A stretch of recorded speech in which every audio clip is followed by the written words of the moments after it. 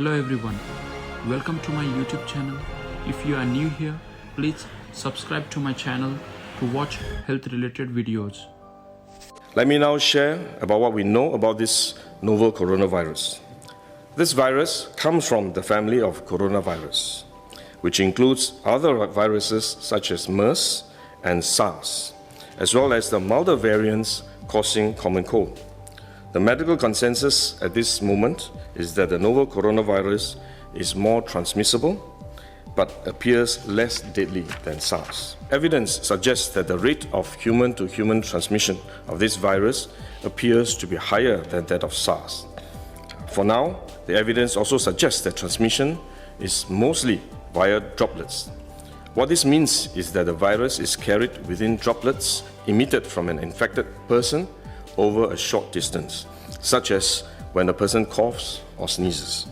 If these droplets come into contact with the eyes, nose or mouth of an individual, directly or indirectly through hands that have come into contact with these droplets, the individual may become infected. To clarify, there is no evidence currently to suggest that the virus is airborne. There are other viruses, such as the chickenpox, which can easily be transported via air currents and do not require droplets to contact the eyes or nose. The novel coronavirus is not in this category of viruses. The novel coronavirus could also transmit through surface contact. Let me explain. When a person sneezes or coughs, the droplets fall onto the surfaces of tables and chairs, and the virus may remain alive for up to a few days. When someone else touches the surfaces of these tables and chairs, the virus can be transferred to his hands, and if he then rubs his eyes or nose without washing his hands, he may become infected. So we should wash our hands.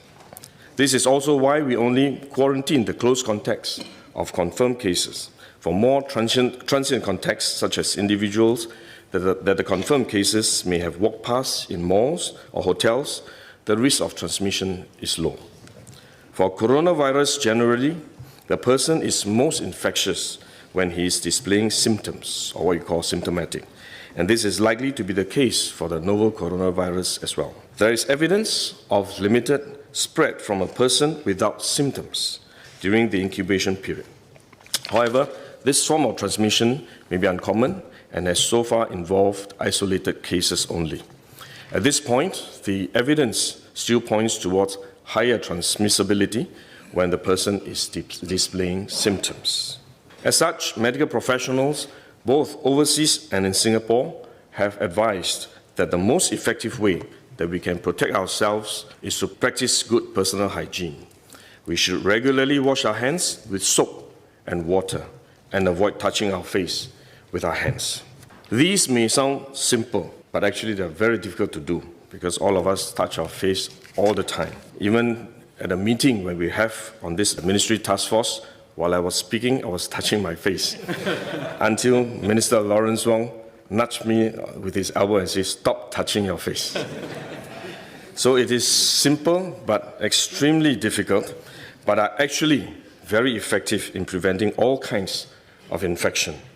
Potential infection from asymptomatic persons, in fact, is less likely to be from coughing or sneezing directly because they don't have symptoms. They are not sneezing or coughing, but more likely by touching contaminated surfaces, for which masks offer no protection.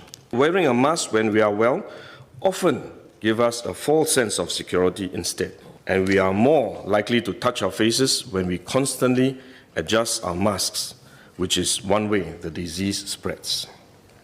At the same time, we need to protect others, our loved ones, friends, colleagues, and fellow Singaporeans that we come into contact with. If we are sick, we should rest and recover at home as far as possible.